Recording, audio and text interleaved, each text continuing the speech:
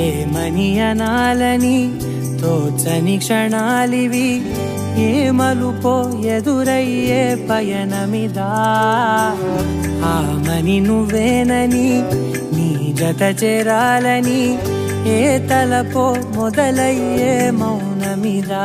ఏవో గురుతులు నన్నడిగే ప్రశ్నలకి నువ్వే బదులని రాగలనా నీ దరికి.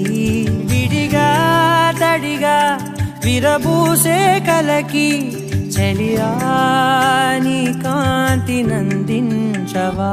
అవుననవా